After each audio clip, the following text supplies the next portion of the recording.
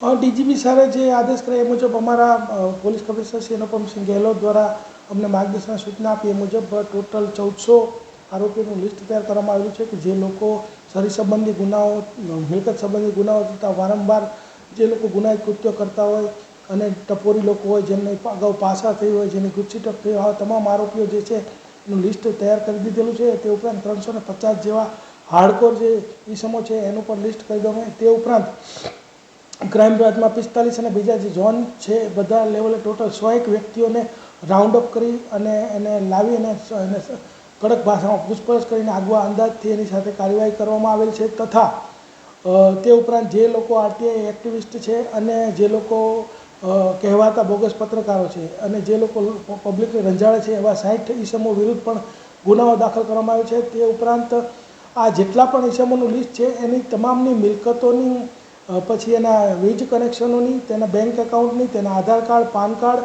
અને એની તમામ A to Z માહિતી એકત્ર કરવામાં આવી રહી છે અને ડેટાબેઝ તૈયાર કરવામાં જેમ જેમ એની અંદર ડિટેલ માહિતી મળે છે એમ કાર્યવાહી ચાલુ કરી દીધી છે.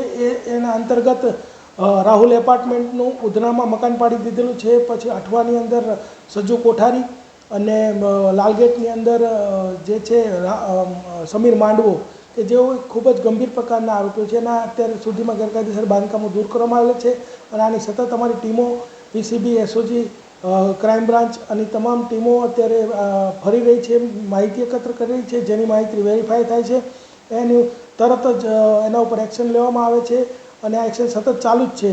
આ જે 100 કલાકનો સમયગાળો છે દરમિયાનમાં મહેરબાન પોલીસ કમિશનર શ્રી દ્વારા 18 ઇસમોની પાસા હેઠળ અટકાયત કરવામાં આવી છે. અને આ એવું નથી કે અત્યારે ટૂંકા ગાળા માટે જ આ પ્રવૃત્તિ ચાલશે. હવેથી જે લોકો કોઈ પણ આવા ગંભીર ગુનાઓ કરશે, લોકોને રંજાડશે, જે લોકો એરિયામાં પોતે ડોમિનેન્ટ ઊભું કરવાનો પ્રયત્ન કરશે, આવા તમામ લોકોનું A to Z માહિતી મેળવી અને ભવિષ્યમાં પણ એની કાર્યવાહી કરવામાં આવશે.